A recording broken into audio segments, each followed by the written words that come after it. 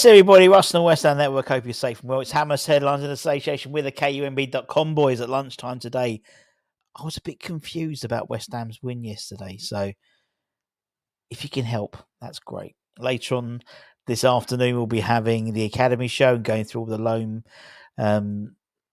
loan outings for our academy players. We're covering the first teams today in Hammers Headlines, but also talking a bit of a match report about the under 18s and 21s over the weekend. A mixed bag of results, we shall say. She says she's on, she's sure. But it's Hammers Headlines in association with the KUMB.com boys, and let's crack into it, shall we? So let's start with some transfer news. Over the weekend, we spoke about the Hammers striker hit list with John Duran, Jonathan David, and this man, Ademola Lookman. Now, according to reports, he is subject to some behind-the-scenes, very high-level discussions about whether they are going to consider making a move for him. On Sunday, in Sunday's sort of media roundup, it was reported that once again, Lookman is one of the more likely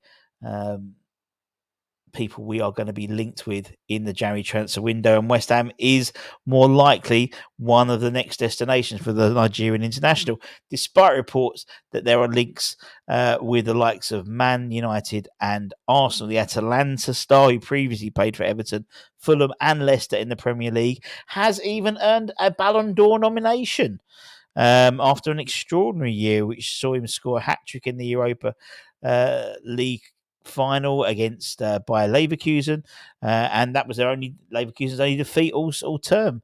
We were so close, weren't we, beating them at home. Now the Irons are investigating the possibility of signing him in one of the upcoming windows as senior figures at the club discuss a move. We know that Lookman can play as a second striker and could be an attractive target for in any circumstances, considering his incredible sort of development and re-emergence with Atlanta in 88 games for the Serie A side. He's registered 60 goal involvements, a combination of goals and assists.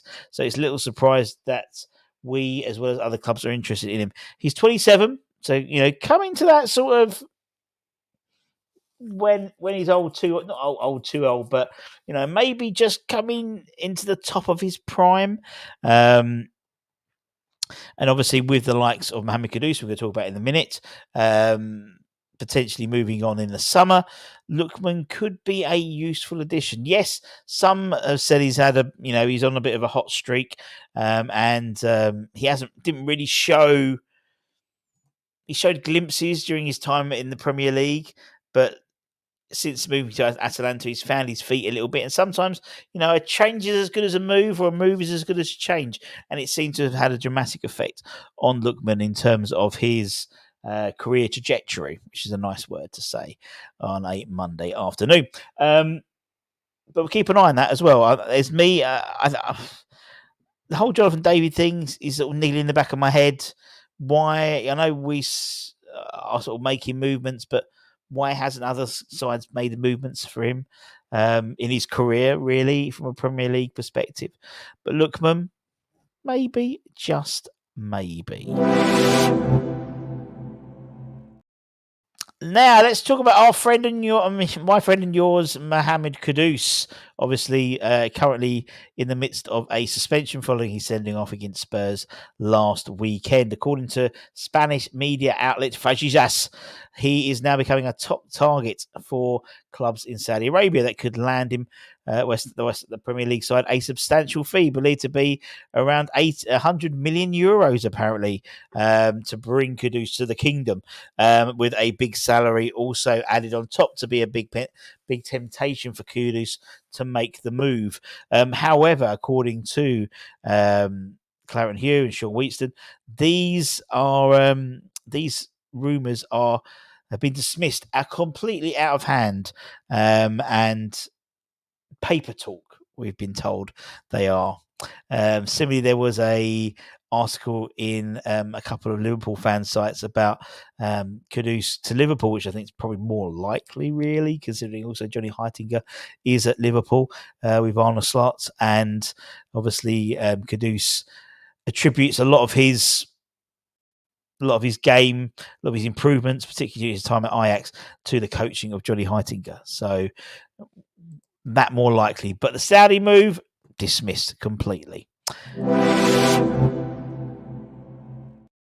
Now let's talk loan spells. Obviously, as I said, we're doing all the academy loans, George Earthy, Callum, all those types of people. They'll be in the academy show later on, so make sure you check that out and don't miss it. But in terms of our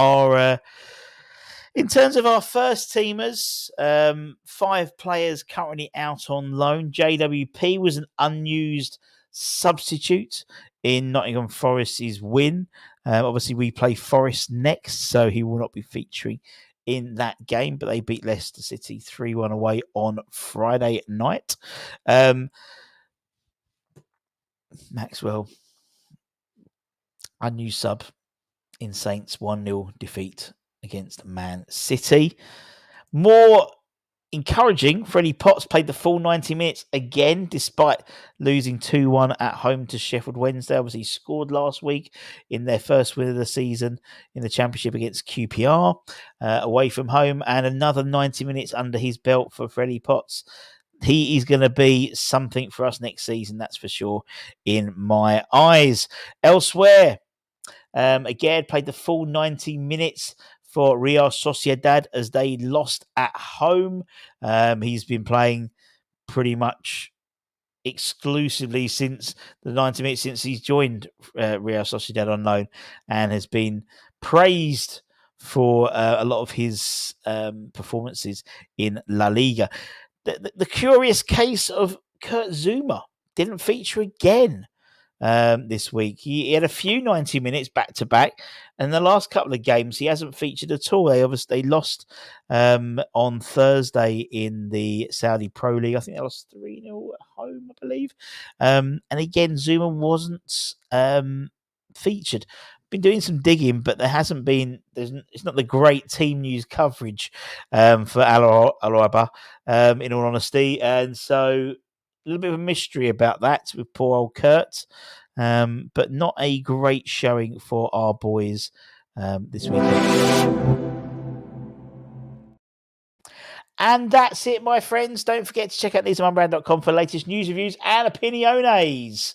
And as I said, the Academy Show, we'll be talking about the likes of George Earthy, Callum Marshall, Patrick Kelly, Mason Terry, and others who are all out on loan, as well as talking about the under-18s and the under-21s, as they won one lost, and then they both play on Tuesday. The under-21s play Cheltenham Town in their last EFL group match, and the under-18s play at 11 o'clock in the morning away to Everton, I believe, on Tuesday. I also believe that the under-21s are playing, he says, because I need to probably make sure. Let me just check that. Under-21s, I believe they're playing at home on Friday. They are indeed. They're playing at Rush Green on the 1st of November. Remember the 1st of November, where we play Fulham under-21s at Rush Green. 7 p.m. kickoff. Put it in your diaries now. I want to see more of you at the game. It's going to be a great game. The under-21s really playing well. Fulham under-21s, are they coached by Hayden Mullins? I've got a feeling they might be. Hayden Mullins. Is he still Fulham under-21 coach?